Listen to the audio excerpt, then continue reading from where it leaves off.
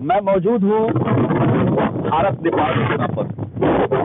ये मैं जहाँ खड़ा हूँ ये भारत का हिस्सा है और ये जहाँ पर बैरियर लगा है उसके बाद ये नेपाल का।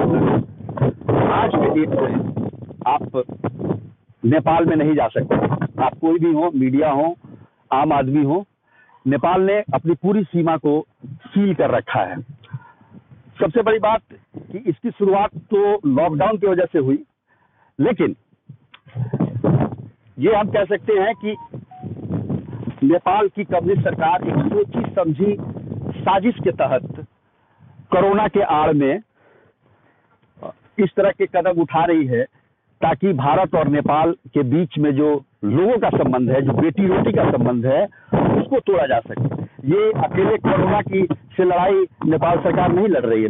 कोरोना के मामले में नेपाल सरकार बहुत ही ये कहे कि जो लोगों की वहाँ की नाराजगी है, सरकार कुछ कर नहीं रही है और लोग असहाय पड़ रहे हैं।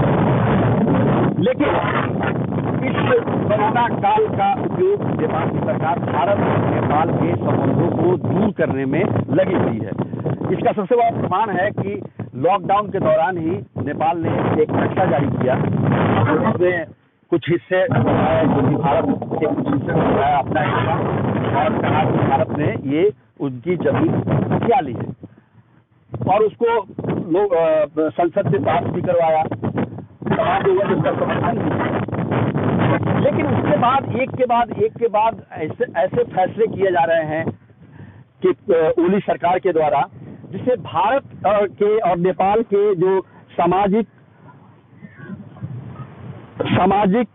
धार्मिक और यूं कहे तो सांस्कृतिक संबंधों को जोड़ा जा सके। इसका सबसे बड़ा उदाहरण है नागरिकता का कानून। नागरिकता के कानून को आप देख लीजिए, जिसमें ये कहा गया कि अगर भारत की बेटी नेपाल में ब्याही जाती है, जैसा कि सैकड़ों हजारों सालों से चलता आ रहा है, भगवान राम का भी विवाह नेपाल में जनकपुर में हुआ, तो 7 साल बाद उसको नागरिकता दी जाएगी।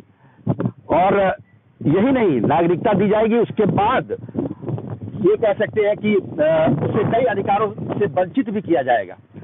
तो ये सारा मामला चल रहा है और इसी में प्रधानमंत्री केपीएस ओली ये कहते हैं कि भगवान राम अयोध्या के निवासी नहीं थे, राजा नहीं थे, बल्कि नेपाल में एक अयोध्यापुरी है, वहां के रहने वाले थे और उनका विवाह माता सीता से हुआ है। अब ये बताइए कितना बड़ा ये आघात है, खासतौर पर धार्मिक रूप से अगर देखा जाए तो ये किस तरह का प्रहार किया गया है। लेकिन इसके पीछे के एजेंडा को समझने की जरूरत है। ये एक तरीके का बौद्धिक आतंकवाद है और ओली जानते हैं कि धार्मिक रूप से भारत नेपाल काफी जुड़ाव है, दोनों में जुड़े हुए हैं। जब तक इसको नहीं तोड़ा जाएगा तब तक दोनों का संबंध नहीं टूट सकते हैं। ऐसे में सबसे पहला प्रहार वहां किया गया जहां भगवान राम का विवाह नेपाल में माता सीता के साथ जनकपुर में होता है, उसी को झुठला दिया गया। रामायण को झुठला दिया गया, तमाम जो ग्रंथ हैं उनको झुठला दिया गया और कहा गया कि अयोध्या पूरी नेपाल में है और वहाँ जो श्री राम थे उनसे विवाह हुआ माता सीता का। अब नेपाल में वाल्मीकि आश्रम भी है जहाँ पर लौ और कुश का जन्म हुआ था। ये तमाम तथ्य सामने हैं, आज भी मौजूद हैं। लेकिन बावजूद इसके केपीएस ओली इस तरह का बयान देकर ये जताना चाहते हैं कि वो उनका भारत से कोई लेना देना नहीं है, जबकि तमाम चीजें नेपाल की जितनी जरूरत की चीजें हैं वो भारत से ही जाती है। धार्मिक रूप से जुड़ा हुआ है नेपाल भारत से, सामाजिक रूप से जुड़ा हुआ है, सांस्कृतिक रूप से जुड़ा हुआ है और केपीएस ओली कितना भी कोशिश कर लें ये संबंध टूटने वाला नहीं है।